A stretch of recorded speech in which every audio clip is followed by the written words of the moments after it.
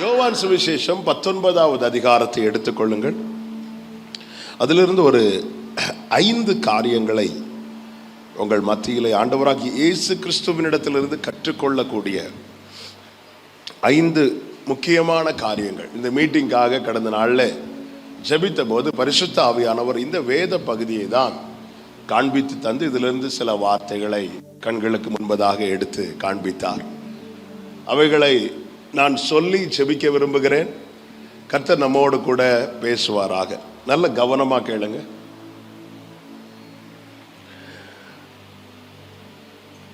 ஆண்டவருடைய சமூகத்திலே அமர்ந்திருந்து அவருடைய வார்த்தையை கேட்பது எத்தனையோ பேருக்கு கிடைக்காத ஒரு பெரிய பாக்கியம்.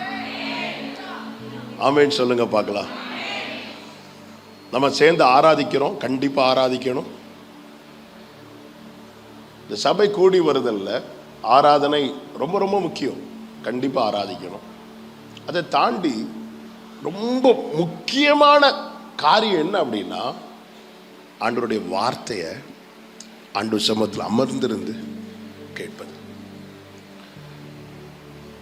ஆண்டவர் கொடுக்க வேண்டிய கனம், ஆண்டவர் கொடுக்க வேண்டிய மகிமை எல்லாத்தையும் நம்ம மனதார செலுத்தி நம்ம எந்த அளவுக்கு வர்ஷிப் பண்றோமோ அந்த அளவுக்கு நாம அவருக்கு ஃப்ரீடம் கொடுக்கிறோம் நம்ம லைஃப்ல.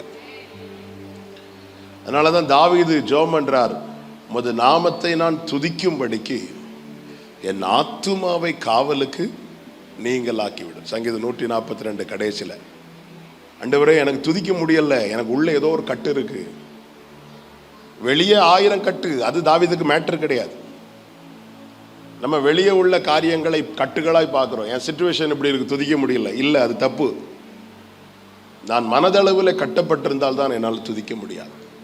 பவுலும் சீலாவும் கை கால்கள் கட்டப்பட்டிருந்தது, ஆனால் மனதில் நல்ல ஒரு விடுதலை இருந்ததுனால அவங்க பாடி தேவனை மகிமைப்படுத்தினார்கள். எக்காலத்தில் நான் ஸ்தோத்தரிப்பேன் என்று சொன்ன தாவீதுக்கு துதிக்க முடியாத ஒரு சிச்சுவேஷன் வரும்போது அவன் சவுலை காரணம் காட்டவில்லை. சொல்றான், என் ஆத்துமாவை காவலுக்கு நீங்கள் ஆக்கிவிடும். துதிக்க ஆரம்பிச்சிட்டா நம்ம ஆண்டவருடைய ஆளுகை நம்ம மேல இருக்கிறது. தேவனுக்கு நாம நம்முடைய லைஃப்ல நாம ஃப்ரீடம் கொடுக்கிறோம். ஆண்டவரே நீங்க இடைப்படுங்க. கர்த்தருக்கு மகிமை உண்டாவதாக. ஆண்டவராகிய இயேசு கிறிஸ்து காட்டி கொடுக்கப்பட்ட அந்த ராத்திரி எல்லாம் அவர் அறிந்துதான் எருசலேமுக்கு போகிறார். இயேசுவை பிடித்து கொண்டு இப்பொழுது பிலாத்துவுக்கு முன்பாய் கொண்டு போய் நிறுத்துகிறார். பிலாத்து இப்பொழுது இயேசுவை பார்த்து ஒரு கேள்வி கேட்கிறான். 19வது அதிகாரம் அதனுடைய 9வது வசனத்தை வாசிக்கலாம். ஒருத்தங்க வாசிக்கிறீங்களா?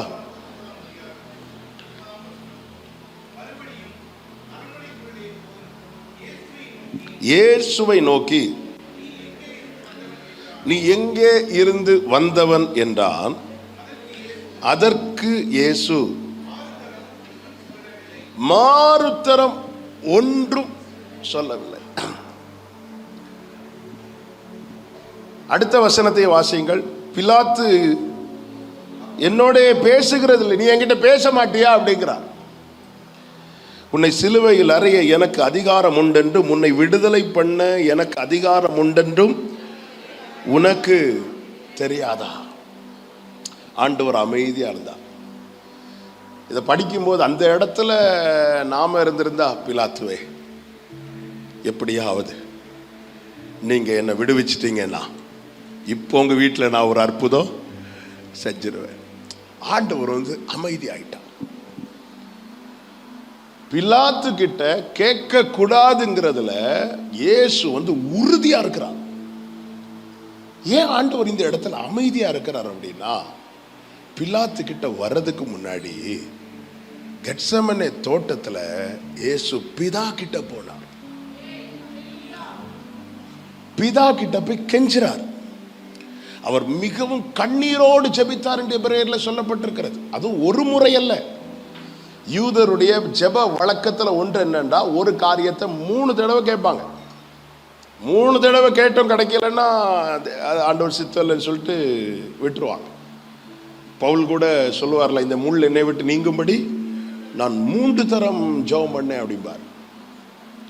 இயேசு மிகவும் வியாகுலப்பட்டு, வேதம் சொல்லுகிறது அவருடைய வியர்வை இரத்தமா கீழே விழுந்துச்சான்.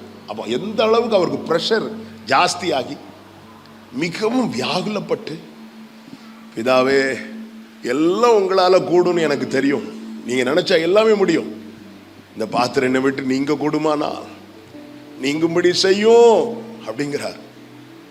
ஆனாலும் அவர் பிதாவுக்கு பிரியமான குமாரன் அல்லவா, ஆகிலும் என்னுடைய சித்தத்தின்படி அல்ல உங்க சித்தத்தின்படி. திருப்பியும் சொல்றார், உங்க சித்தமானால் இது நீங்கும்படி செய்யும்.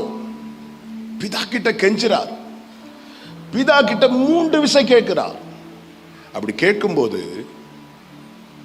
பிதா என்ன செய்கிறார்னா ஒரு தூதனை அனுப்பி பலப்படுத்துகிறார். இயேசு எழும்பிட்டார், எழும்பி வாரார். பிதா பதில் கொடுக்கல, பிதா பலன் தான் கொடுக்கிறார். சில இடத்துல பதிலே வராது, ஆனா பரலோக பலன் கிடைச்சிட்டே இருக்கும். ஆமே, பதில் வருதுன்னா அதுல ஒரு சொல்யூஷன் இருக்குன்னு அர்த்தம். பலன் வருதுன்னா அதை நம்ம தாண்ட தேவன் நமக்கு கிருபை தருகிறார் என்று அர்த்தம். அதை தாங்கிறதுக்கு, அதை சகிக்கிறதற்கு. ஆண்டவருக்காக ஒரு காரியத்தை சகிக்கிறதை தேவன் கிரியையாய் கணக்கிடுகிறார். கிரியைகளுக்கு பலன் அவர் தருகிறவர், கிரியையை. அதனாலதான் ஒவ்வொரு சபைக்கு சொல்லும் போது உன் கிரியைகளை நான் அறிந்திருக்கிறேன். எபேசு சபைக்கு சொல்லும் போது சொல்லுகிறார், நீ சகித்து கொண்டிருக்கிறதை நான் அறிவேன் அப்படிங்கிறார். அதை ஒரு கிரியையா நோட் பண்றார். ஆண்டவருக்காக சிலவற்றை சகிக்கிறீங்களா, பரலோகத்தில் உங்கள் பலன் பெரிதா இருக்கும். இவ பிதா கிட்ட கெஞ்சிறாரு. இயேசுவுக்கு நல்லா தெரியும் எல்லா அதிகாரம் அவருக்கு கீழே இருக்கிறது. என் அப்பா நினைச்சார்னா, ஏன்னா அவர் அவர் அவர் எல்லாவற்றையும் காண்கிறவர். அவர் கண்ணுக்கு தெரியுது. பிதாவுடைய ஆர்டருக்காக 12 லேகியோனுக்கும் அதிகமான தூதர்கள் கெத்செமனே தோட்டத்தை ரவுண்ட் பண்ணி நிக்கிறாங்க. எங்க தீர்க்கதரிசி எலிசாவுக்கே அக்கினி ரதங்கள் கண்ணுக்கு தெரியும் போது மனுஷகுமாரனாய் வந்த ஆண்டவருக்கு தெரியாதா? ஆமே, சுற்றி நிக்கிறாங்க. ஒரு லேகியோனா 6000, 12 லேகியோன் 72,000க்கும் அதிகமான ஏஞ்சல்ஸ் ரவுண்டா இருக்கிறாங்க. பிதா மட்டும் உம்முன்னு சொல்லிட்டாருன்னா முடிஞ்சது, எல்லாம் ரெடியா இருக்கிறாங்க. இப்போ இவர் ஜெபம் பண்றாரு, கெஞ்சுறாரு. பிதா கிட்ட கண்ணீரோடு கேட்கிறா, வியாகுலத்தோடு கேட்கிறா, முழங்கார் படியிட்டு கேட்கிறா, கை கூப்பி கேட்கிறா, மீண்டும் மீண்டும் கேட்கிறா. பிதா அமைதியா இருக்கிறார். இப்பொழுது பிலாத்துக்கு முன்பதாக இயேசு கொண்டு வந்து நிறுத்தப்படும் போது பிலாத்து சொல்றான், நான் நினைச்சா உன்னை விடுவிக்க முடியும். இப்ப இயேசு அமைதியா இருக்கிறார். ஒரு உறுதியான நிலை இங்கே கிறிஸ்து நமக்கு முன்பதாக சவாலாய் வைக்கிறார். என்ன சவாலா வைக்கிறார்? பிதா கிட்ட கேட்ட காரியத்தை பிலாத்து கிட்ட நான் கேட்க மாட்டேன். என் ஆண்டவர்கிட்ட கேட்ட காரியத்தை அடுத்தவன்ட்ட கேட்க மாட்டேன். இவர்தான் நேச குமாரன். வாலண்டரியா அவங்களே ஆஃபர் பண்ணாலும் இயேசு எனக்கு தேவை என் அப்பா கிட்ட கேட்பேன். எப்படிங்க இருக்கும் நம்ம பிள்ளைங்க பசிக்குன்னு சொல்லிட்டு பக்கத்து வீட்டில் போய் கதவை தட்டி கண்ணீரோடு நின்றுட்டு, ஆண்டி அங்கிள் எனக்கு பசிக்குது ஏதாவது கொடுங்க இருந்தா, இப்படி நம்ம கண்ணு முன்னாடி நம்ம பிள்ளைங்க கேட்டா அந்த பிள்ளை என்ன சொல்லுது? என் அப்பா செத்துட்டார் தானே சொல்லுது.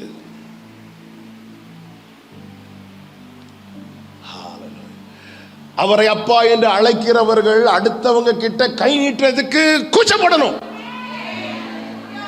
சோதோமின் ராஜா என்னை ஐஸ்வர்யவான் ஆக்கினான் என்று சொல்லாதபடிக்கு, அப்படி சொல்லிட்டு ஆபிரகாம் இப்படி கை நீட்டல்ல, ஆபிரகாம் இப்படி கையை நீட்டினார். இயேசுவின் நாமத்தில் இந்த ராத்திரி வேளையில் என்ன கேட்கிற ஒவ்வொருவருக்கும் சொல்லுகிற சத்தியம் இதுதான். இப்படி கையை உயர்த்தி பழகினவர்களுக்கு இப்படி கை நீட்டுற நிலைமை வராது.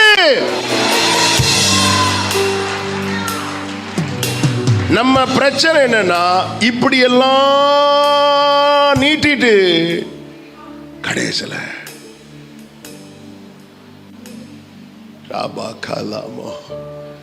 ஆண்டவர் அமைதியா இருக்கிறார். ஏன் அப்பாக்கு தர முடியும்?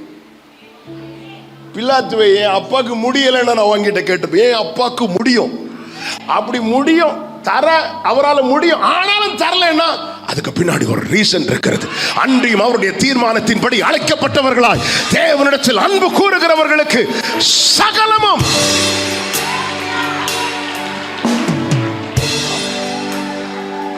சகலமும் மா போட்டு மேல ஒரு குத்து இருக்குல்ல, அந்த குத்து கூட நன்மைக்கு ஏதுவாக.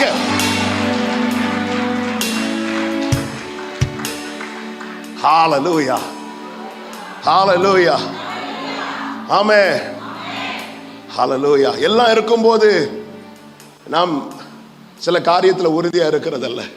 இந்த இடத்துல நிக்கிறார் பாருங்க, இந்த இடத்துல நிக்கிறார். பிலாத்து கிட்ட கேட்கவே இல்லை.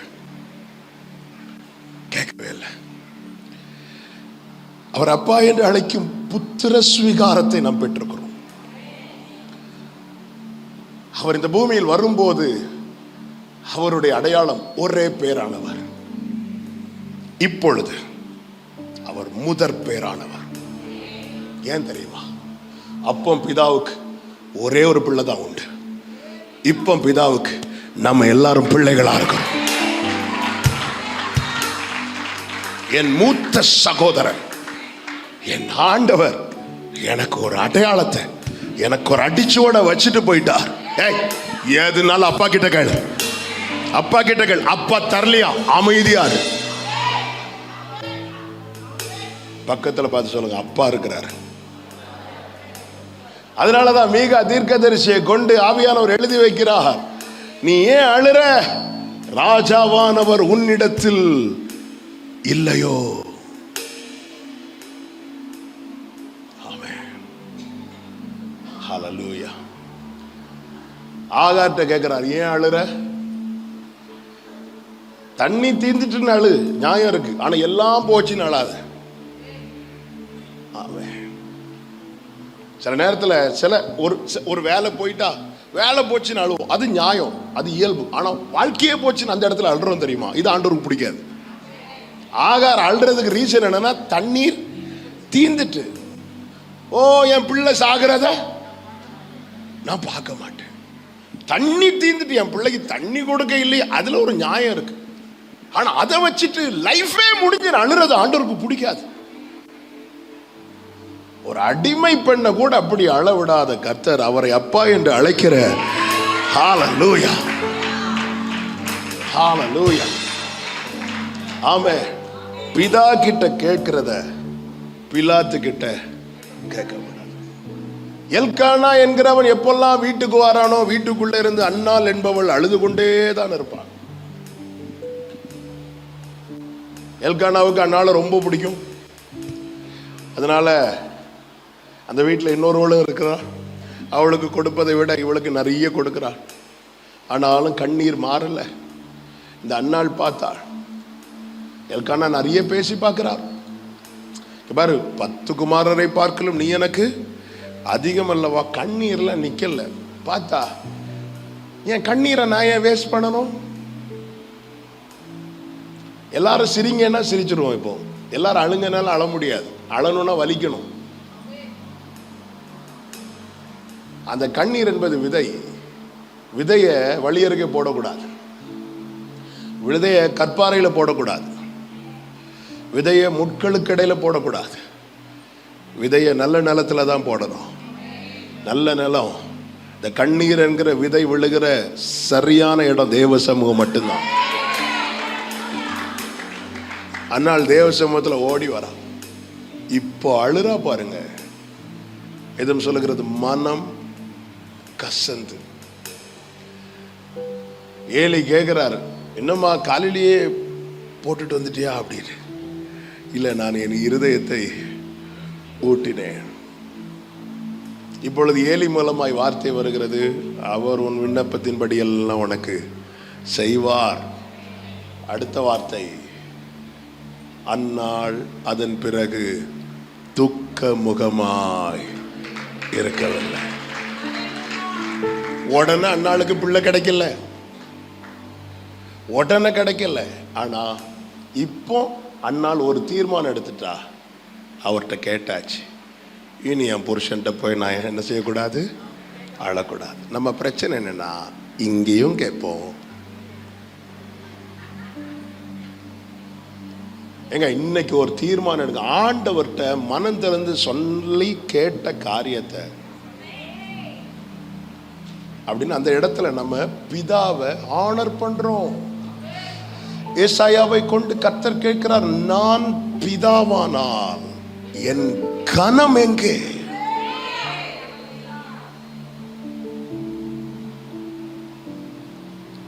நான் பிதாவானால் என் கனம் எங்கே?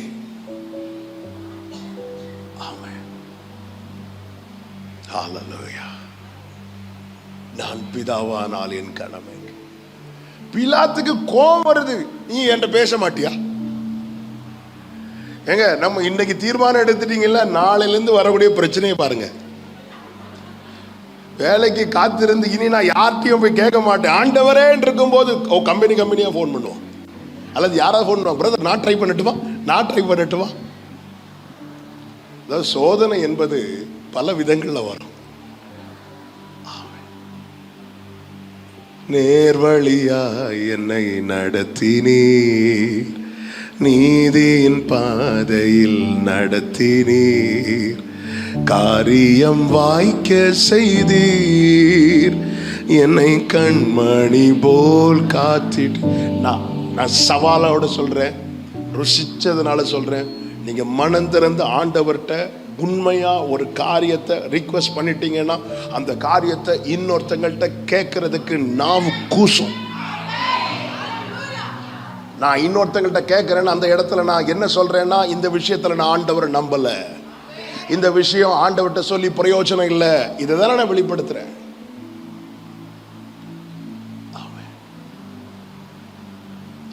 பிதா கிட்ட கேட்டத. சூனேமியாள் 2 ராஜாக்கள் 4வது அதிகாரத்துல எலிசாவை நல்ல கனம் பண்ண ஒரு விசுவாசின்னு வச்சுக்கோங்களேன். அவளுக்கு வீட்டில் குழந்தை கிடையாது. எலிசா பிளஸ் பண்றார். அந்த வீட்டில் ஒரு பையன் பிறக்கிறான். பையன் இறந்துட்டான். இறந்ததும் இந்த எலிசாவுக்கு அவன் வீட்டில் மேலே ஒரு ரூமை ரெடி பண்ணி கொடுத்துருக்குறாங்க. அங்கே கொண்டு பையனை படுக்க வச்சுட்டு ஓடி வரா. எலிசா இருக்கிற பர்வதத்தில் ஓடி வரா. தூரத்திலிருந்து வரும்போது எலிசா பர்வதத்திலிருந்து பார்க்கிறார். அது சூனேமியால கேயாசி அனுப்புறார். எலிசா போய் சுகந்தானா அப்படி போய் கேட்டுட்டு வா அப்படின்னு சொல்லிட்டு அனுப்புறான். கேயாசி ஓடி போறான். 2 ராஜாக்கள்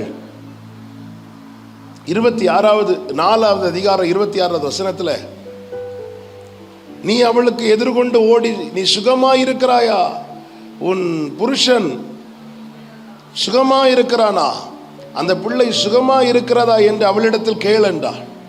அதே போல் அவன் போய் கேட்கும் போது அவன் என்ன சொல்றா தெரியுமா? சுகம்தான். பிள்ளை எப்படி இருக்குது? பிள்ளை எப்படி இருக்குது? ஆக்சுவலா செத்து போயிருக்கு. ஆனா கேயாசிட்டு என்ன சொல்றா? சுகந்தான் சொல்லிட்டு பர்வதத்தில் இருக்கிற தேவனுடைய மனுஷனிடத்தில் வந்து அவன் காலை பிடித்து கொண்டான்.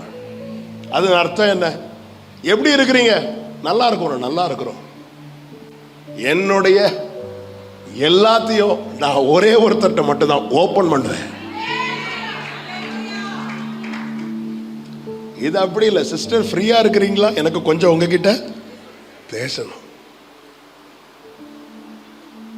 எப்படி இருக்கீங்க பிரதர்? நல்லா இருக்கிறேன். எப்படி இருக்கிறீங்க சிஸ்டர்? நல்லா இருக்கிறேன். நம்ம என்ன நேரா மாத்தி அடிக்கிறோம். ஆண்டவர்கிட்ட சுகந்தான் சொல்றோம், மற்றவங்கிட்ட என்னத்த சுகம், என்னத்த வாழ்க்கை. நான் பிதாவானால் எனக்குரிய கனம் எங்கே? நீங்க அந்த வசனத்தை நல்லா கவனிச்சீங்கன்னா, அவள் காலை பிடித்து கொண்ட போது அப்பொழுது கேயாசி அவளை விலக்கி விட வந்தான். தேவனுடைய மனுஷன் சொல்றான், அவளை தடுக்காத அர்த்தம், அவளை விலக்காத, அவ இருக்கட்டும், அவ இருக்கட்டும், அவ இருக்கட்டும்.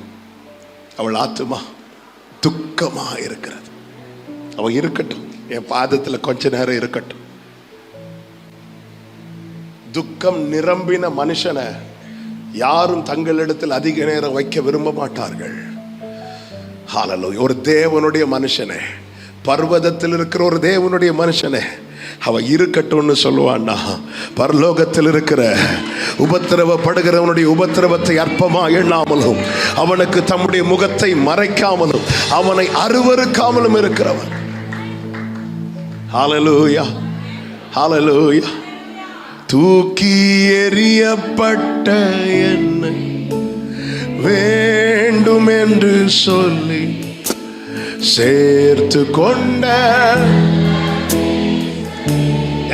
ஆண்டவர்கிட்ட கேட்கிற காரியத்தை நான் வேற யார்கிட்டையும் கேட்க மாட்டேன்னு ஒரு தீர்மானம் எடுங்க. ரிசல்ட் ஹெவியா இருக்கும். ஒரு பிச்சைக்காரன் வழியறைய உட்கார்ந்து பிச்சை கேட்டுட்டு இருப்பான். வரவங்கள்ட்ட எல்லாம் என்ன கேட்டிருப்பான் சொல்லுங்க? ஐயா 5 10 கொடுங்க அப்படின்னு. அப்ப அந்த வழியா தான் நிறைய ஒரு பெரிய கூட்டம் நடக்கிற சவுண்டு கேக்குது. அப்ப விசாரிக்கிறான், இங்க யார் போறா அப்படின்னு. அது நசரேயனாகிய இயேசு போகிறார். சத்தம் போடுறான், தாவீதின் குமாரனே அப்படிங்கிறான். உடனே சிலர் அதட்டுறாங்க. இவன் விடல, இன்னும் சத்தம் போடுறான். நேத்து வர அந்த இடத்துல இருந்து எல்லார்ட்டையும் கை நீட்டினான். எல்லார்ட்டையும் கேட்டது பிச்சை. 5 ரூபா 10 ரூபா கொடுத்துட்டு போங்கய்யா, ஒரு டீ குடிக்கலையா, சாப்பிடலையா, இப்படி கேட்டுட்டு இருந்தவன் இயேசுட்ட வந்ததும் யார்கிட்டையுமே கேட்காதத இயேசுட்ட கிட்ட கேட்கிறான். நான் உனக்கு என்ன செய்ய வேண்டும் என்று இருக்கிறாய்? அவன் அப்பா ஒரு 5 10 கொடுத்துட்டு போங்கண்ணா. நீ எல்லாரையும் போலதான் இயேசுவையும் பார்க்கிற. கண்கள் இருக்கிறவனுக்கு தெரியாதது, கண் காணாதவன் இயேசுவை பார்த்த விதம் பெருசு. நீ எல்லாத்தையும் கேட்டதுதான் இயேசுட்ட கேட்கிறன்னா, நீ இயேசுவை சாதாரணமா தான் பார்க்கிற. உம்முடைய நாமம் பரிசுத்தப்படுவதாக. ஆண்டவரே, நான் அவங்க கிட்ட 5 ரூபா கேட்டேன், இவங்கிட்ட 10 ரூபா கேட்டேன், இவங்கிட்ட 15 ரூபா கேட்கிறேன். என்கிட்ட என்ன கேட்க போற? நான் பார்வையடைய வேண்டும். ஹல்லேலூயா, ஹல்லேலூயா. 5 பாயிண்ட் ஓடுமான்னு எனக்கு தெரியல.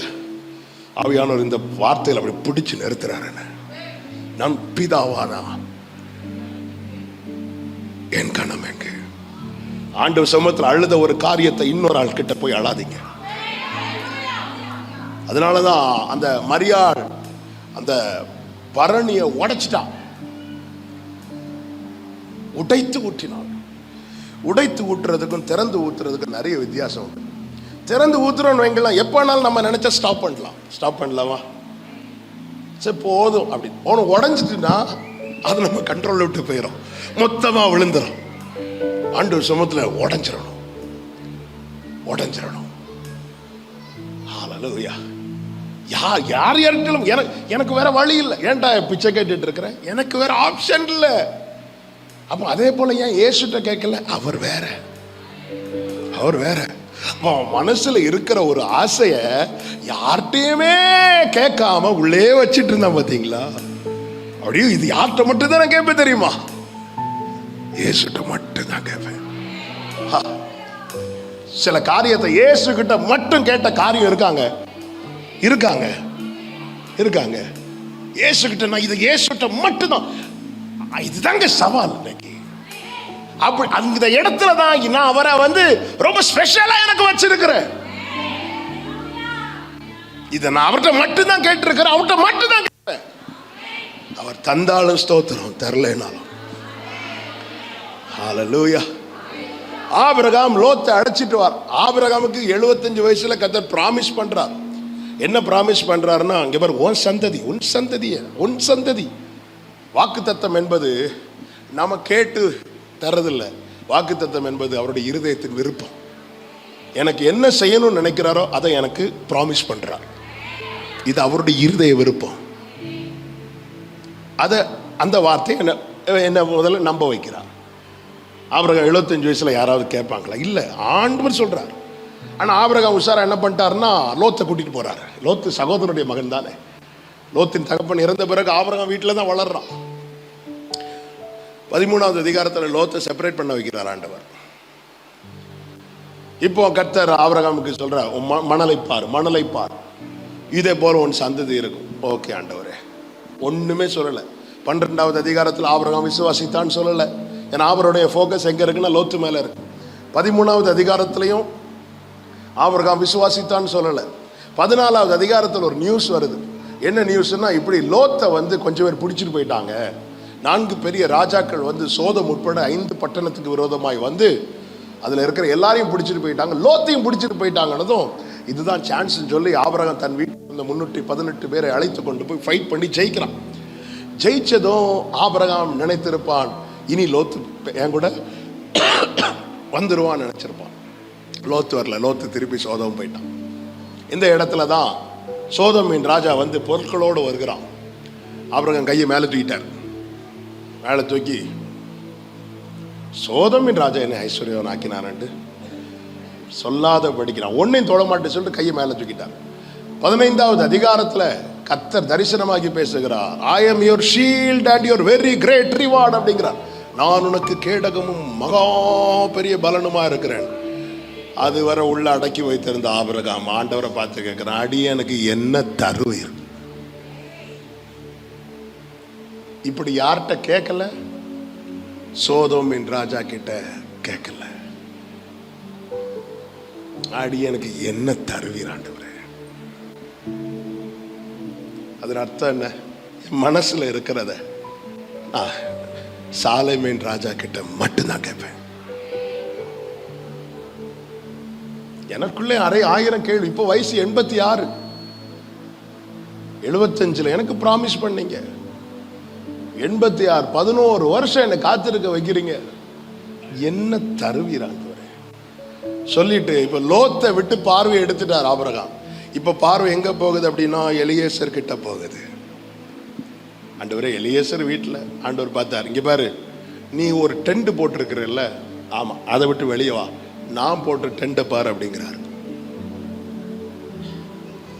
நீ போட்ட டென்ட் உன் கை எட்டுறோம், உன் நினைவும் அவ்வளோதான் இருக்கு.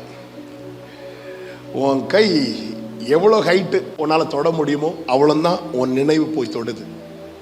நீ இந்த நட்சத்திரங்களை எண்ணக்கூடுமானால் எண்ணு என்று சொல்லி ஆபிரகாம் இப்படி எண்ணிட்டு இருக்கும் போது கர்த்தர் காதுல சொல்றார், இவ்வண்ணமாய் உன் சந்ததி இருக்கும்.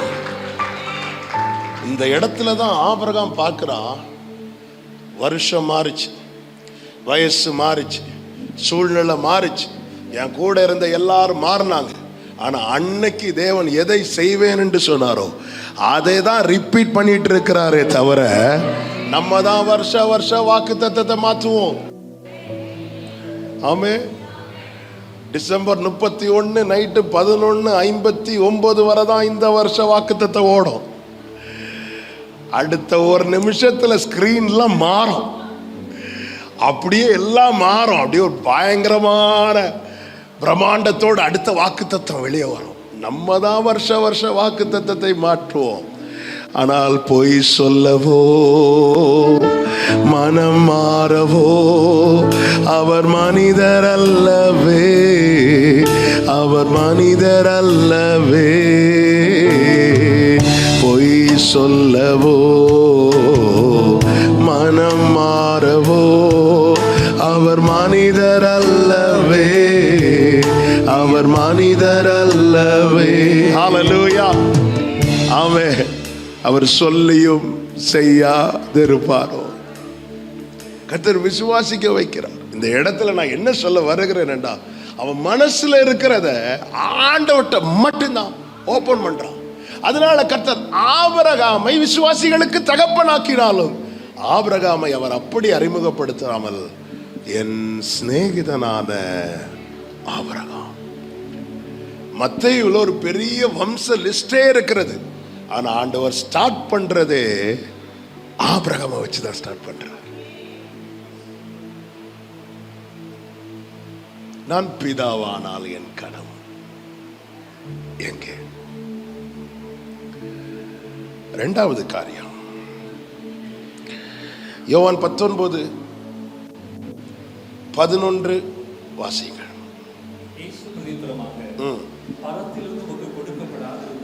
பரத்திலிருந்து உமக்கு கொடுக்கப்படாதிருந்தால் அந்த 10-11 சேர்ந்து வாசிங்க. அப்போது பிலாத்து, நீ என்னோடு பேசுகிறது இல்லையா? உன்னை சிலுவையில் அறைய எனக்கு அதிகாரம் உண்டென்றும் உன்னை விடுதலை பண்ண எனக்கு அதிகாரம் உண்டென்றும் உனக்கு தெரியாதா என்றான். இயேசு பிரதியுத்தரமாக, பரத்திலிருந்து உமக்கு கொடுக்கப்படாதிருந்தால் என் மேல் உமக்கு ஒரு அதிகாரமும் இராது. ஆனபடியினாலே என்னை உம்மிடத்தில் ஒப்பு கொடுத்தவனுக்கு அதிக பாவம் உண்டு என்றார். கர்த்தருக்கு மகிமை உண்டாவதாக. முதல் காரியம் உறுதியான நிலை. இரண்டாவது விஷயம் தெளிவான மனநிலை. என்ன தெளிவு தெரியுமா? எத்தனை பேர் நமக்கு மேல இருந்தாலும், எத்தனை பேர் நமக்கு எதிராக இருந்தாலும், அவர் அறியாமலும் அவர் அனுமதிக்காமலும் ஒரு முடி கூட கீழே விழாது. இங்க இயேசுவுக்கு சப்போர்ட்டா ஒருத்தர் கிடையாது. ஒரு வாரத்துக்கு முன்னாடி தான் தாவீதின் குமாரனுக்கு ஓசனா பாடினாங்க. இன்னைக்கு நிறைய இடத்துல பாடி இருப்பாங்க. அடுத்த வாரம் கல்லறிவாங்க. அந்த இடத்துல ஒரு சப்போர்ட் கிடையாது. எல்லாருமே அகைன்ஸ்டா இருக்கிறாங்க. யாரும் கிடையாது. கூட இருந்தவன் கூட மறுதலிச்சிட்டான், தெரியாதுன்னு சொல்லி. இந்த இடத்துல தான் அவருக்கு என்ன தெளிவுங்க. பரத்திலிருந்து உமக்கு கொடுக்கப்படாதிருந்தால், பரலோகம் என்னை விடுவிக்க கூடாதுன்னு நினைச்சிட்டுன்னா பிலாத்துவே உன் அதிகாரத்தை வச்சு ஒண்ணும் பண்ண முடியாது. இன்னைக்கு சில வாசலை கர்த்தர் அடைக்கிறார்.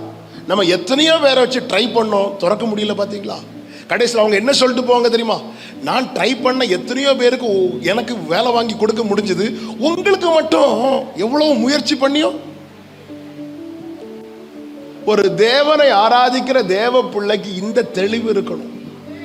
பரத்திலிருந்து கொடுக்கப்படாவிட்டால் என் மேல் ஒரு அதிகாரமும்.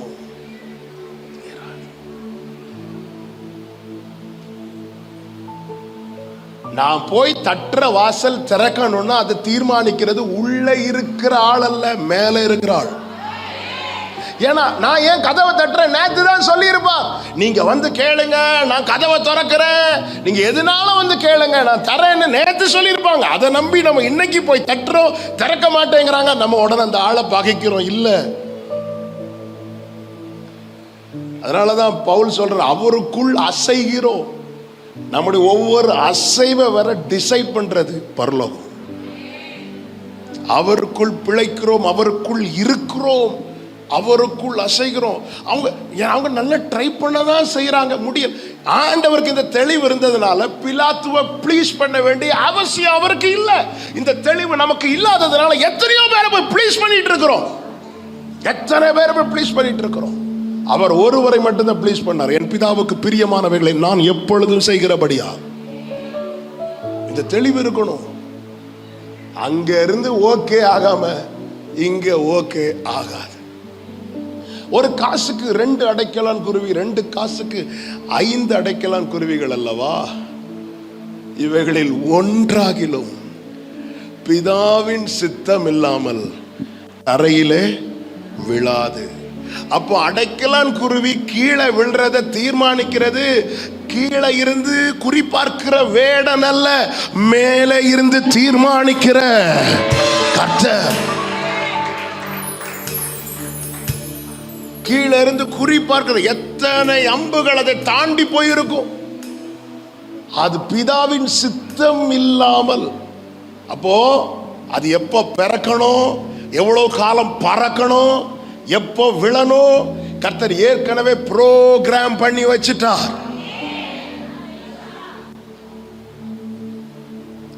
ஹல்லேலூயா. இவங்கள போய் பாருங்க, அவங்கள போய் பாருங்க. எத்தனை காரியத்துக்காக எத்தனை வீட்டு வாசல்ல காலையில இருந்தே காத்திருக்கிறோம். என் பரத்திலிருந்து கொடுக்கப்பட்டாலே இங்க பாருங்க, என்னன்னாலும் என்கிட்ட சொல்லுங்க, நான் ஹெல்ப் பண்றேன். அப்படி ஒருத்தங்க நம்ம ஒரு நெருக்கத்தில் இருக்கும்போது சொன்ன அதே போல கேட்பதற்கு இனிமையான வார்த்தை. எனக்கும் அப்படிதான், எல்லாருக்கும் அப்படிதான். ப்ரீச் பண்றதுல ரொம்ப ஈஸி. ஆனா நம்ம ஒரு பண நெருக்கடியில் இருக்கிறோம்னு வைங்களேன். ஒரு பண நெருக்கடியில் இருக்கும்போது ஒருத்தங்க சொல்றாங்க, இங்க பாருங்க, உங்களுக்கு எதுனாலும் ஒரு ஃபோன் கால் போதும், நான் உங்களுக்கு ஹெல்ப் பண்றேன். இப்படி ஒரு வார்த்தை ஒருத்தங்க சொன்னா, அவங்க செய்யறாங்களோ செய்யலையோ, அந்த வார்த்தை நமக்கு எவ்வளவு பலனா இருக்கும். நம்ம அதை நம்பி என்ன பண்ணுவோம் அப்படின்னா, நெருக்கடி வரும்போது அவங்கள காண்டாக்ட் பண்ணுவோம். அவங்க செய்யணுங்கிற மனநிலைமையில தான் இருந்திருப்பாங்க. திடீர்னு எல்லாம் தலைகீழா மாறும். ஏன் மாறிச்சு? டிசைட் பண்றது. ஹல்லேலூயா. இந்த தெளிவு இருந்ததுனால தான் யோபு சொன்னார், கர்த்தர் கொடுத்தார், சாத்தான் அழித்தான் என்று சொல்லவில்லை. கர்த்தர் கொடுத்தார், கர்த்தர் எடுத்தார். கர்த்தர் ஒரு வேலி போட்டிருந்தார் பாருங்க. அந்த வேலியை தாண்டி யோபுவின் வீட்டில் இருக்கிற ஒரு புல்லை கூட சாத்தானால தொட முடியல. சாத்தான் போய் கம்ப்ளைண்ட் பண்றான், நீர் அவனையும் அவன் வீட்டையும் அவனுக்கு உண்டான எல்லாவற்றையும் சுற்றி வேலி அடைக்கவில்லையோ? நீர் அறியா யாதும் நேரிடா, என் தலை மூடியும் எண்ணி நீரே. பிரியமான கர்த்தருடைய பிள்ளைகளே, எத்தனை இரவின் பயங்கரத்தை தாண்டி இங்க வந்து நிக்கிறோம் தெரியுமா? பக்கத்தில் 1000 வலப்புறத்தில் 10000 விழுந்த பிறகும் இன்னைக்கு நாம நிக்க காரணம், கர்த்தர் அதை நம் வாழ்க்கையில அனுமதிக்கவில்லை. 3வது சங்கீதம் தாவீது பாடினது சத்துருக்கள் பெருகின கூட்டத்தில். அப்சலோமுக்கு தப்பி ஓடுகையில் பாடுறான், ஓடிட்டே பாடுறார். நம்ம உட்கார்ந்தே பாட யோசிக்கும். தாவீது ஓடிட்டே பாடுறார். ஹல்லேலூயா. கேடகம் நீரே மகி அப்படி பாடிட்டே இருக்கிறார். பாடி முடிச்சதும் சொல்றார், படுத்துறங்கி மகிழ்வுடனே. எப்படிங்க தூங்க முடியும்? தூங்க முடியும், சுத்தி சத்துருக்கள் இருக்கிறாங்க. நமக்கு ரூமுக்குள்ள ஒரு கொசு பறந்தாலே அன்னைக்கு தூக்கம் போச்சு.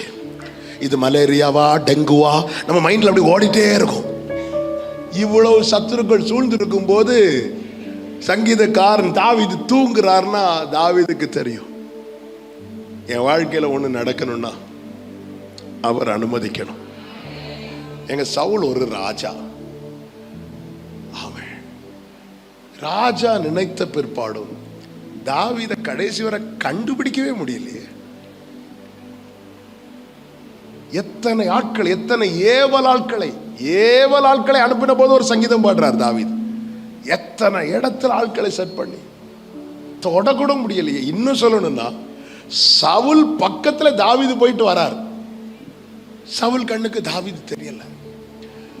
கையற்ற தூரத்தில் இருக்கிற தாவீதை 3 வாட்டி அம்பெடுத்து எறிகிறார், படல. எப்படி? அப்ப தாவீது என்ன பண்ணிட்டு இருந்தார் தெரியுமா? ஓடுறதுக்கு ரெடியா இருக்கல. அவர் ஹார்ப் பிளே பண்ணிட்டே இருந்தார், பிளே பண்ணி பாடிட்டே இருக்கிறார். இனி இதை தூக்கிட்டு ஓடணும், இல்லைன்னு அதை தூக்கி போட்டுட்டு ஓடணும். அதுக்குள்ள அம்பு போய் பற்றணும். சவுல் ஒரு யுத்த வீரன். 1 வாட்டி மிஸ் ஆகலாம், 2 வாட்டி மிஸ் ஆகலாம், 3 வாட்டி மிஸ் ஆகுது. செவரோடு சேர்த்து வச்சு அடிக்க பார்க்கிறான். இதான் மனசுல இருக்கு. ஏன்? கர்த்தர் அனுமதிக்கல. கர்த்தர் ஒன்றை அனுமதிக்கிறார் என்றார். யோசேப்புக்கு தகப்பன் கொடுத்த வஸ்திரம் கிழிக்கப்பட கர்த்தர் அனுமதித்தார். கேட்கலாம், அது எப்படி கர்த்தர் அனுமதித்தார் நீங்க சொல்லுவீங்க? அந்த சாப்டர் ஃபுல்லா நீங்க படிச்சீங்கன்னா ஒரு வார்த்தை ரிப்பீட் ஆயிட்டு இருக்கும், கர்த்தர் யோசேப்போட கூட இருந்தார். தகப்பன் கொடுத்த வஸ்திரத்துக்குள்ள யோசேப்புக்குள்ளே கர்த்தர் அலோவ் பண்ணார். அதனால அந்த வஸ்திரத்தின் மேல அத்தனை பேரும் கை வச்சாங்க. இஸ்மவேலருக்கு விற்க கர்த்தர் அலோ பண்ணார், அனுமதித்தார். ஆனா ஒன்றை கர்த்தர் அனுமதிக்கிறார்னா அது நன்மைக்கு ஏதுவாக. ஆமென் சொல்லுங்க பார்க்கலாம். ஹல்லேலூயா. ஒரு காரியத்தை நல்லா புரிஞ்சுக்கோங்க. பரத்திலிருந்து ஒருவனுக்கு கொடுக்கப்பட்டால் ஒழிய, அப்ப நம்ம கண்களை எங்க ஏறெடுக்கணும், எங்க பார்க்கணும்? சிலுவையில பிதாவோடு தான் நாங்க பேசிட்டே இருக்கிறார். வேற யார்கிட்டையாவது ஏதாவது கேட்டாரா? பிதாவை பார்த்து தான் தாகமா இருக்கிறேன்னா கீழே இருந்து காடிய கொடுக்கறாங்க. ஏன்னா எனக்கு எந்த ஒரு காரியம்னாலும் அங்க ஓகே ஆகும். நல்ல கவனமா கேளுங்க. அங்க ஓகே ஆகாம இங்க நாம பண்ற எந்த முயற்சியும் வாய்க்காது.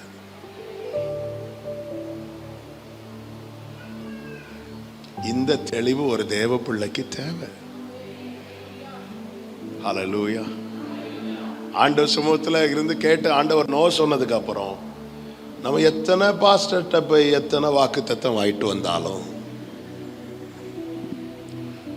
இந்த பாஸ்டர் சரியில்லை, இவர் எப்போ கேட்டாலும் இப்படிதான் சொல்லுவார். நமக்கு தான் இப்போ டிவியை தட்டினா வரிசையா வராங்களே, எஸ் சொல்றதுக்குன்னு 10 பேர் ரெடியா இருக்கிறாங்க. இன்னும் 21 நாள்ல, இன்னும் 15 நாள்ல அது கேட்கும் போது எல்லாம் வாய்க்கப்படுவதாக. ஆனா பரத்திலிருந்து ஒருவனுக்கு கொடுக்கப்பட்டால் ஒழிய, பலவர்ண அங்கி கர்த்தர் கொடுத்ததல்ல, பலவர்ண அங்கி உலக தகப்பன் கொடுத்தது. அதனால அதுக்கு கேரண்டி கிடையாது. கர்த்தர் யோசேப்புக்கு கொடுத்தது ராஜ வஸ்திரம். கடைசி வரை அவன் ராஜாவாக அதிபதியாக தான் இருந்து மரித்தான். பலவர்ண அங்கி போட்ட போது சூழ்ந்திருந்த அதே 10 சகோதரர்கள் ராஜ வஸ்திரம் தரிப்பிக்கப்பட்ட போதும் வந்திருந்தாங்க. ஒருத்தன் கூட வஸ்திரத்தை தொடல. அது எனக்கு வர வேண்டிய சொத்தை என் சகோதரன் பறிச்சுட்டா, எனக்கு வர வேண்டிய சொத்தை என் சகோதரி பறிச்சுட்டா, ஐயோ எல்லாம் போச்சு. உன் தானியத்தை சத்துருக்களுக்கு ஆகாரமாய் கொடாதவர் அவர். எனக்குரியதை கர்த்தர் எனக்கு தான் வச்சிருப்பா. தாவீதுக்கு என்று கொண்டு வந்த தைலத்தை தாவீது இல்லைன்னு சொல்லி இன்னொரு ஆளுக்கு கொடுக்கல. சாமுவேல் கொடுக்க ரெடியானா கர்த்தர் தடுத்தார். ஈசாய் கொடுக்க ரெடியானா கர்த்தர் தடுத்தார். கர்த்தர் உனக்கென்று கொடுப்பதை வேற யாருக்கும். ஹல்லேலூயா. 1 2 3 4 5 6 7 பேர் ஃப்ரண்ட்ல நிக்கிறான். ஆனா கர்த்தர் 8வது தாவீதை எட்டி பிடிக்கிறார். அவன் எங்க இருக்கிறான்? காட்டுல இருக்கிறான். கூட்டிட்டு வா. இந்த தைல கொம்புல ஒரு டிராப் கூட வேஸ்ட் ஆக விடல. கொஞ்சம் மூத்தவனுக்கு கொஞ்சம், இப்படி எல்லாருக்கும் கொஞ்சம் கொஞ்சம் கொடுத்தா தாவீதுக்கு அது தாவீதுக்குரியது. உலகத்துல தான் நமக்கு நிறைய கொஞ்சம் கொஞ்சமா பிச்சு பிச்சு கொடுத்து கடைசியில் நமக்கு ஒண்ணும் இல்லை. ஆனா கர்த்தர் கொடுக்கிறது தாவீதுக்குரியது. சாமுவேலுக்கு அது தெரியல. இந்த பூமியில எல்லாருமே நமக்கு அகென்ஸ்டா தான் இருப்பாங்க. ஆனா கர்த்தர் சொல்லுவார், நான் பார்க்கல. இந்த தாவீதை நீங்க கவனிச்சீங்கன்னா தெரியும். உண்மையில தாவீதெல்லாம் ஆடு மேய்க்க வேண்டிய அப்படி ஒரு நிலைமையே அவனுக்கு வராதுங்க. தாவீதனுடைய அப்பா ஈசாயினுடைய அப்பாவோட அப்பா தான் போவாஸ். போவாஸ் யாருன்னா பெரிய பண்ணையார். பண்ணையாருடைய கொள்ளு பேர் தான் யாருன்னா தாவீது. எத்தனை பேர் அந்த வீட்டில் வேலை பார்த்துட்டு இருப்பாங்க. அந்த வீட்டில் ஒருத்தனுக்கு ஆடு மேய்க்கிற நிலைமையா இல்லை. அப்ப ஏன் தாவீது ஆடு மேய்க்க விட்டாங்கன்னா தாவீது சிறுமைப்படுத்தப்பட்டான். தாவீதே சொல்றாரு, என் சகோதரர்கள், என் தாயின் சகோதரர், கூட பிறந்தவங்க, என் உடன் பிறந்தவர்கள், தாயின் புத்திரர் என்ன அந்நியனா பாக்குறாங்க.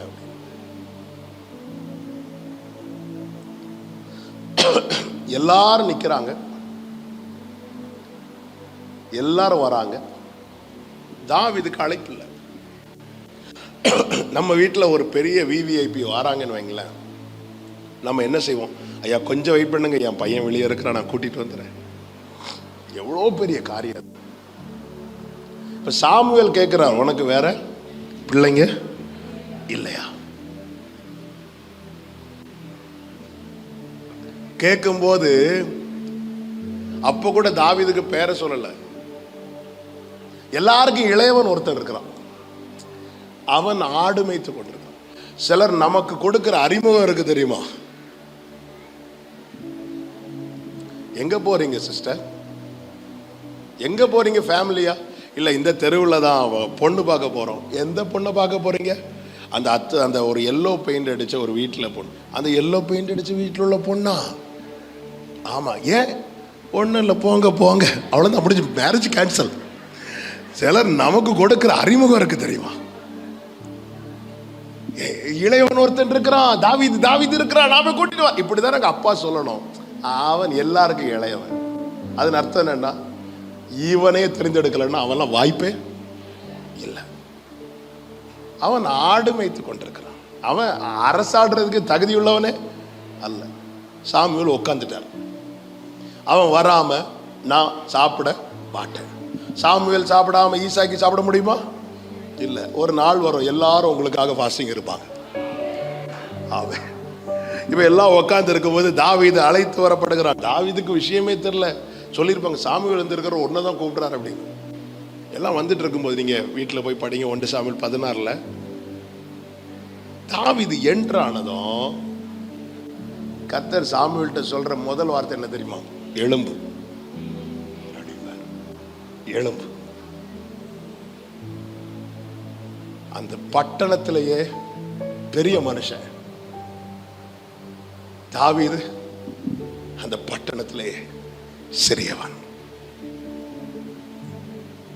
கணம், மரியாதை எல்லாமே பரத்திலிருந்து கட்டளையிடப்படுகிறது. தாவீது வந்ததும் சாமுவேல்கிட்ட கர்த்தர் சொல்லுவார், நீ எழுந்து, நீ எழும்பு. தாவீது இப்படியே வாரம், கையில கோலையும் தடியும் வச்சுட்டு இப்படி வாரம், மெய்ப்பன குறைய ட்ரெஸ்ஸையும் போட்டுட்டு அழுக்கா இப்படி வாரம். வரும்போது சாமுவேல் இப்படி எழும்புறாரு. சாமுவேல் எழும்புனா ஈசாய்க்கு உட்கார முடியுமா? ஈசா எழும்புறார், சகோதரர்கள் எழும்புறாங்க. ஆமே, நம்ம நடந்து வந்தா யாராவது எழும்புவாங்களா? நம்ம இருக்க போற சேர்ல பேக வேணா தூக்கி வைப்பாங்களே தவிர.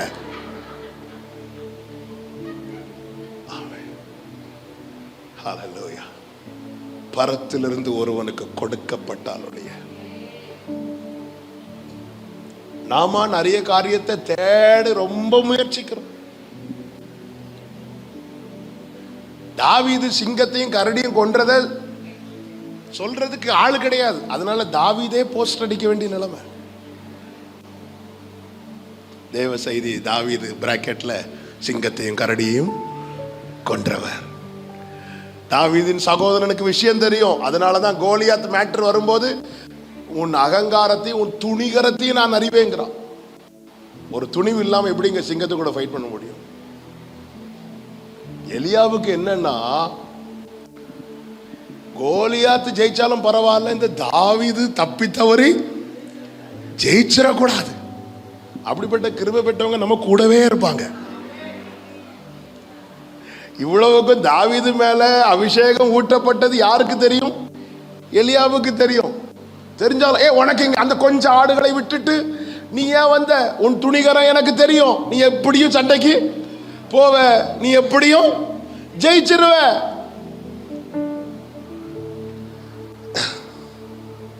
தாவீது போறா, சவுல்ட்ட போறார்.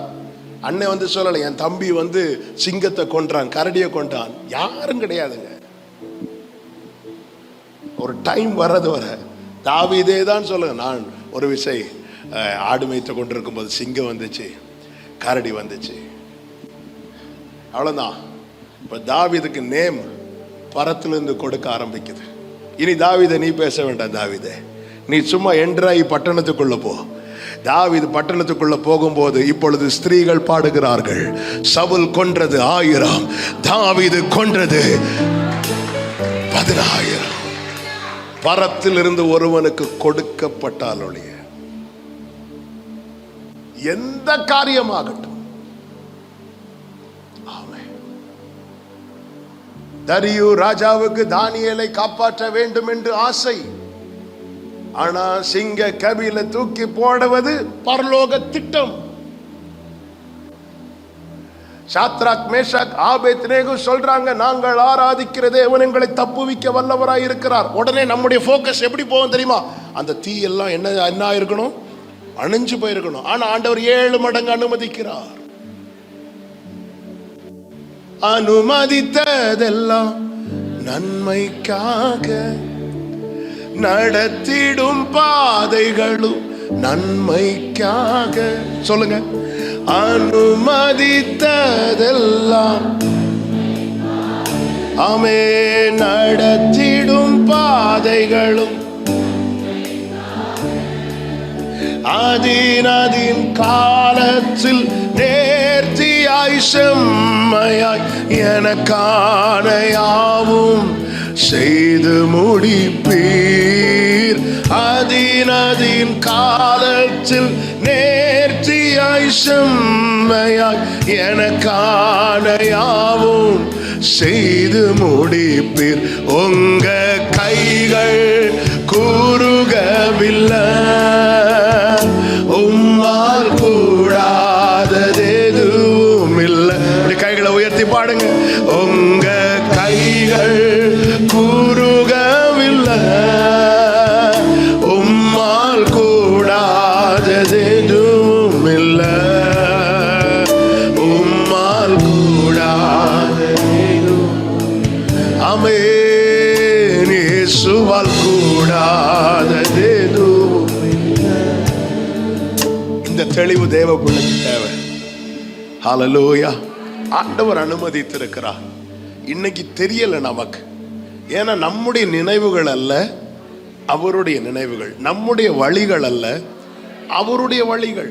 நம்ம எவ்வளவுதான் யோசித்தாலும் அவருடைய வழிகள் நமக்கு தெரியாது. எனவே தான் நீதிமொழிகள் 25 சொல்லப்பட்டிருக்கிறது, காரியத்தை மறைப்பது தேவனுக்கு மேன்மை.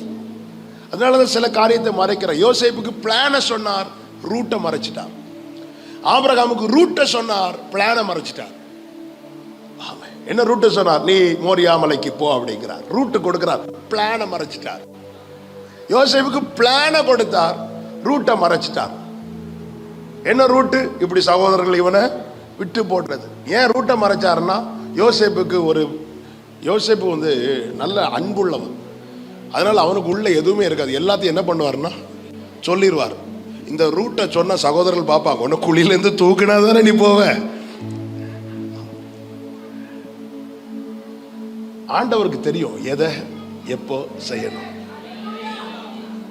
அதனால தான் வேதம் சொல்லுகிறது, தேவரீர் எழுந்தருளி சீயோனுக்கு இறங்குவீர், அதற்கு தயை செய்யும் காலமும் அதற்காக குறித்த. அவர் அமைதியா இருக்கிறது போலதாங்க இருக்கும்.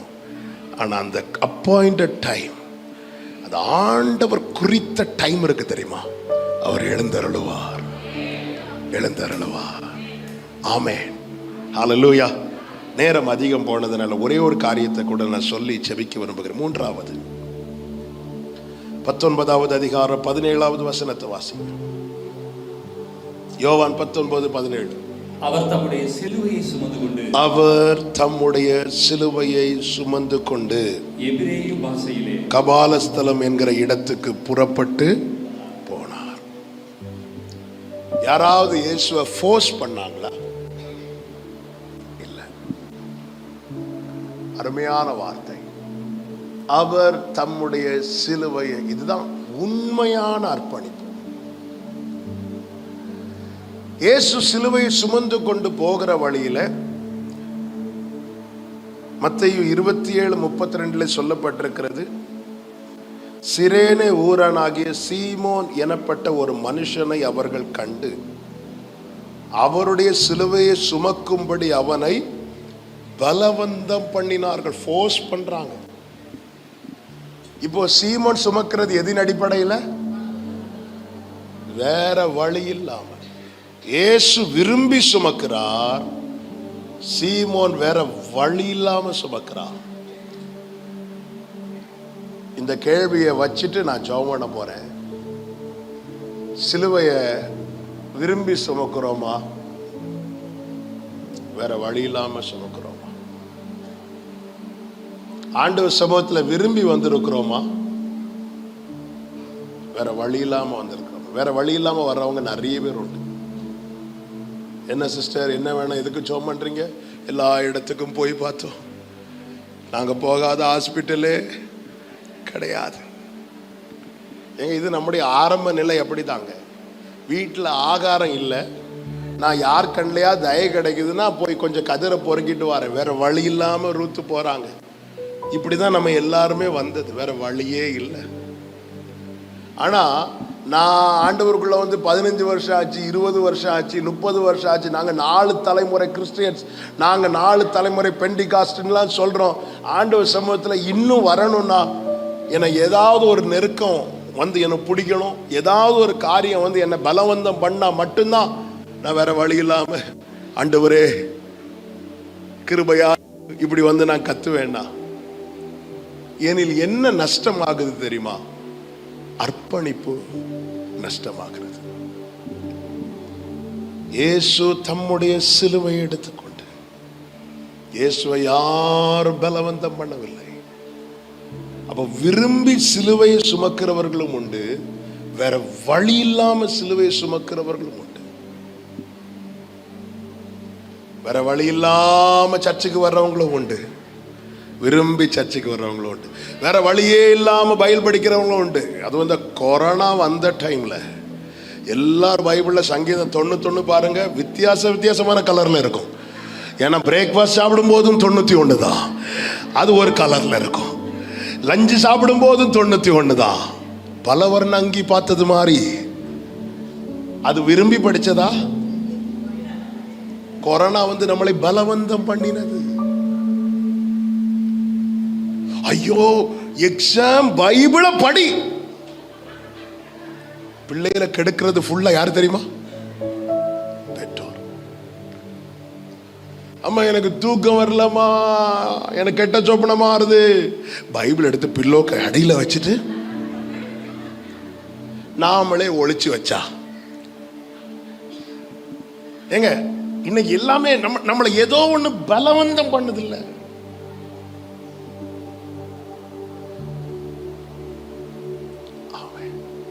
இயேசுவை பாருங்க. இன்னைக்கு நான் ஜெபம் பண்ணி, இன்னையில இருந்து நான் 3 மணிக்கு எழும்பி ஜெபம் பண்ணோம். எதுக்கு? அது எங்க வீட்டுல லோன் இருக்கு, அல்லது ஏதோ ஒண்ணு என்னை பலவந்தம் பண்ணி இந்த சிலுவையை சுமக்க வைக்குது.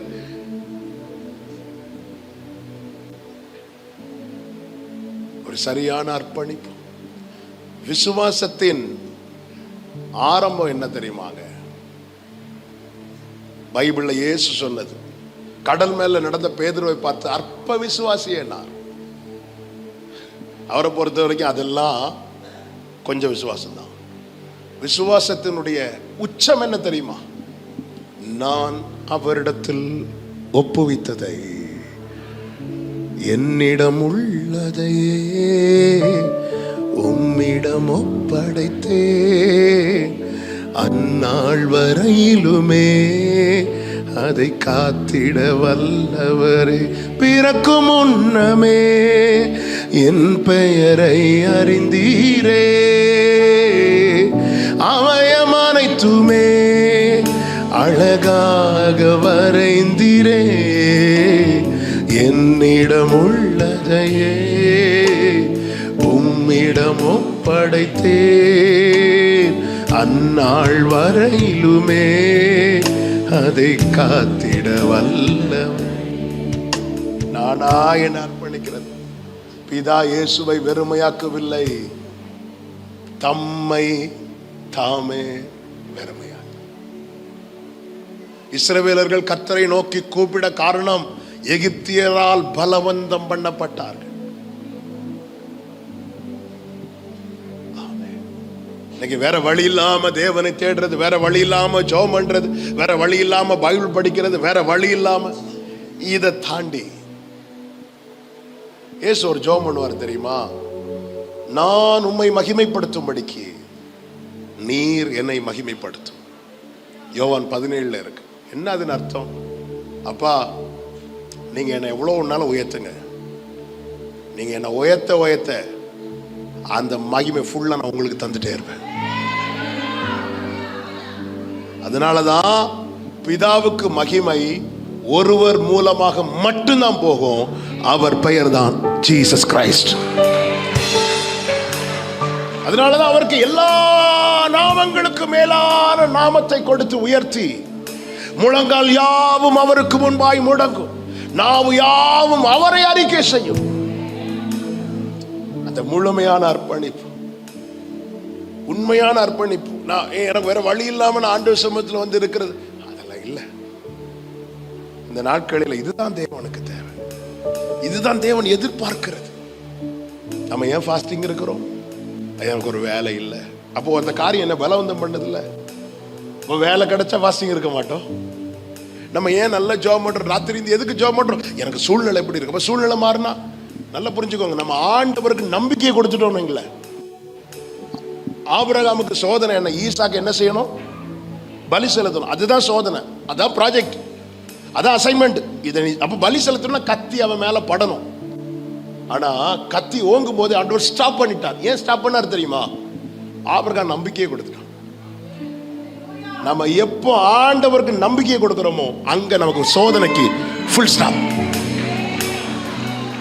இவனை எவ்வளவு பிளஸ் பண்ணாலும் இவன் போக மாட்டான், இவனை எவ்வளவு உயர்த்தினாலும் இவன் என் பக்கத்துல தான் இருப்பான். இந்த நம்பிக்கையை மட்டும் சபையை நீங்க கொடுத்துட்டீங்கன்னா, உங்களை தேவன் உயர்த்துவது, உங்களை தேவன் ஆசீர்வதிப்பது, உங்களை தேவன் மேன்மைப்படுத்துவது யாருக்கு தடுக்க முடியாது. ஏங்க, ஆண்டவருக்கு இஸ்ரவேலை ஆசீர்வதிப்பதே அவருக்கு. அப்ப ஏன் நம்மளை இன்னும் வச்சிருக்கிறாருன்னா, அவருக்கு தெரியும், நம்மளை தெரியும். ஆபிரகாமுக்கு பிள்ளை கொடுக்கிறதுக்கு முன்னாடி ஆபிரகாம் நம்பிக்கையை கொடுத்துட்டார். ஆதியாகமம் 18 ஆண்டவர் சொல்லுவார், நான் அவனுக்கு விதிக்கிற கட்டளைகளை அவன் தலைமுறையும் கை கொள்ளும்படிக்கு அவன் அவர்களுக்கு கட்டளை இடுவான் என்பதை நான் அறிவேன் சொல்றார். ஏங்க, இன்னும் பிள்ளையே கொடுக்கல, ஆனா பிள்ளையை எப்படி ஆபிரகாம் நடத்துவான் அப்படிங்கிற நம்பிக்கையை கர்த்தருக்கு ஆபிரகாம் கொடுக்கறாங்க. இன்னைக்கு நீங்க நிறைய காரியத்தை எதிர்பார்த்து இருக்கிறீங்க, அந்த விஷயத்துல ஒரு நம்பிக்கையை கொடுங்க. இயேசுவின் நாமத்தில் உங்களுக்கு இந்த மாலை வேளையில இந்த வார்த்தையை தீர்க்க தரிசனமா சொல்றேன். இன்னைக்கு சில காரியங்கள் உங்களுக்கு தடைப்பட்டே இருக்கிறது, தூரமாவே இருக்கிறது. இந்த விஷயத்துல ஒரு நம்பிக்கையை கொடுங்க. கையேற்ற தூரத்துல நன்மை இருக்கிறது. சீக்கிரமாய் அந்த காரியம் வாய்க்கப்படுவதை உங்கள் கண்கள் காணும். இன்னொரு விஷயத்தை சொல்லி நான் ஜெபிக்கிறேன். ஆண்டவருக்கென்று செய்கிற எந்த ஒரு காரியமும் ஒருத்தங்க என்ன பலவந்தம் பண்ணி நான் செய்யவே கூடாது. அது நான் அவர் மேல் வைத்த அன்பின் அடிப்படையில் தான் செய்யணும். ஆமென் சொல்லுங்க. ஐயோ, நான் இப்படி செய்யலைன்னா பாஸ்டர் ஏதாவது நினைப்பாரா? ஒருத்தங்க என்ன பலவந்தம் பண்ணி நான் எதுவுமே செய்யக்கூடாது. இது எனக்கு அவர் மேல் வைத்த. எங்க ஆலயத்தை இயேசு சுத்தப்படுத்தினார்ல, கயிற்றினால் சவுக்கை உண்டு பண்ணி சுத்திகரித்தார்ல. யாராவது சொன்னாங்களா? இல்ல. கல்யாண வீட்டுல இயேசு ஒரு காரியத்தை செய்ய மரியாள் உட்பட கெஞ்சினாங்கல்ல. ஆனா கர்த்தருடைய வீட்டுல யாராவது சொன்னாங்களா? இல்ல, அவரே செய்தார். கல்யாண வீட்டுல அவர் எதாவது செய்யணும்னா எல்லாரும் கேட்கணும். ஆனா இது நேரா மாறி, நம்ம கல்யாண வீட்டுல முன்னாடி போய் நின்று எல்லாத்தையும் செஞ்சிட்டு இருப்போம். ஆண்டவருடைய வீடு வரும்போது என்ன யாரும் கூப்பிடல. ஏங்க, அவர் ஏன் செய்யறார்? அவர் இது என் பிதாவின் வீடு. தேவ சமூகத்தை பிதாவின் வீடு என்று பார்க்கிறவர்கள் தேவனை கனம் பண்ணுகிறார்கள். ஆமென். சிலுவைய சீமோன் வேற வழி இல்லாம சுமக்கிறான். இயேசு அவரே எடுத்து ஒரு உண்மையான அர்ப்பணிப்பு, நாம் அவரை நேசிக்கிறோம் என்பதற்கான அடையாளம்.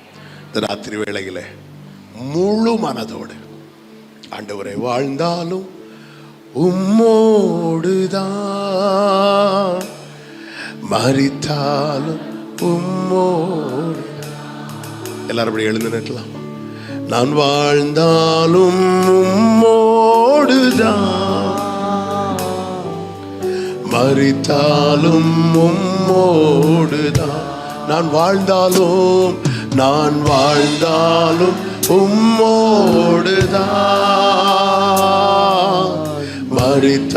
வாழ்ந்தாலும் உம்மோடுதான், நான் வாழ்ந்தாலும் ஒரபாஷலமகரோ மரித்தாலும். ரெண்டு கைகளை உயர்த்தி உமக்காகத்தானே, உமக்காகத்தானே உயிர் வாழ்கிறேன், உம்மை தானே நேசிக்கிறேன்.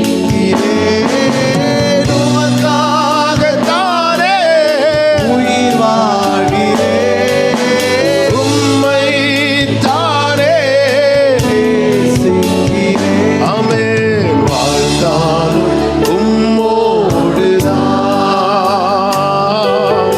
மறித்தாலும் உம்மோடுதான், எலமரோ வாழ்ந்தாலும் உம்மோடுதான், மறித்தாலும் உம்மோடுதான். மூணு காரியத்தை சொன்னேன் ஒரே ஒரு காரியத்துல. ஆமென். உண்மையா நம்ம வேற வழி இல்லாம ஜெபித்தது, பைபிள் படிச்சது எல்லாமே வேற வழி இல்லாம செய்த காரியங்கள் நிறைய உண்டு. ஆண்டவரே, நான் உங்களுக்குன்னு செய்யறது வேற வழி இல்லாம செய்யறதுக்கு எதுவா இருக்கக்கூடாது. நான் விரும்பி செய்யணும். நான் விரும்பி, நீர் நியமித்த பாதையில நீர் என்னை எப்படி நடத்த விரும்புகிறீரோ நான் விரும்பி அதுல நடக்க விரும்புறேன். அப்படி சொல்றவங்க மட்டும் உங்க வலது கரத்தை உயர்த்தி உங்க இடது கரத்தை இருதயத்துல வச்சு கண்களை மூடி ஒரு 2 நிமிஷம் ஜெபம் பண்ணுங்க. நீங்க ஜெபம் பண்ணுங்க, நீங்க ஜெபம் பண்ணுங்க. நான் ஜெபம் பண்றது விரும்பி, வேற வழி இல்லாம, வேற வழி இல்லாம. அது நமக்கே அசிங்கமா இருக்கணுங்க. ஏன்னா நம்ம உறவுக்குள்ள வந்துட்டோங்க. அவர் யாரோ நாம யாரோன்னா ஓகே, அப்பான்னு கூப்பிடுற உறவுக்குள்ள வந்துட்டு ஆமே. ஒருவன் எனக்கு பின்னே வர விரும்பினால் அவன் தன்னைத்தானே வெறுத்து தன் சிலுவையை எடுத்து கொண்டு வர கடவுள். உண்மையா உங்களை நேசிக்கிற இருதயம் எனக்கு வேணும் ஆண்டவரே. உண்மையா உங்களை நேசிக்கிற இருதயம் நீங்க நடத்துங்கப்பா. I love யூப்பா, I love யூப்பா. எனக்கு காரியங்கள் வாய்க்கப்பட்டதும் இந்த விலகுகிறதும், நெருக்கம் வரும்போது இந்த நெருங்குகிறதும், இந்த அனுபவத்திலிருந்து நான் ஒரு ஸ்டெப் மேலே எடுத்து வைக்க விரும்புகிறேன். எப்போதும் உம் புகழ்தானே, என் நேரமும் உம் ஏக்கம்தானே. எப்போதும் உம் புகழ்தானே, என் நேரமும் உம் ஏக்கம்தானே. எல்லாம் நீர்தானே அப்பா, எல்லாம் நீர்தான். நல்ல தகப்பனை, இரக்கமுள்ள பிதாவே, உம்முடைய வார்த்தைகளை எங்கள் மத்தியிலே பொழிந்து கொண்டிருந்த உம்முடைய அன்புக்காக ஸ்தோத்திரம்.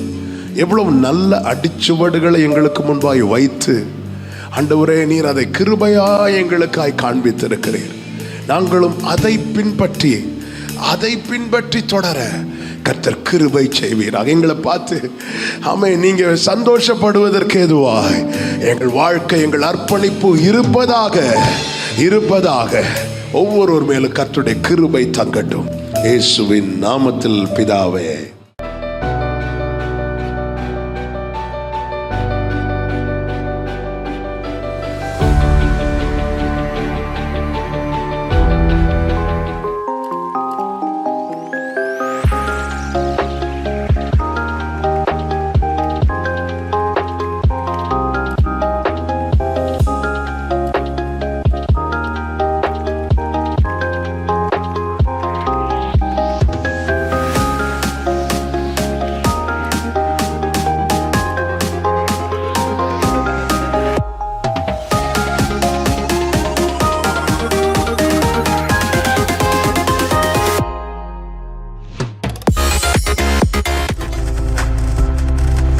நீங்கள் பார்த்துக் கொண்டிருப்பது உங்கள் ஜாய் டிவி. உங்கள் துக்கம் சந்தோஷமாய் மாறும்.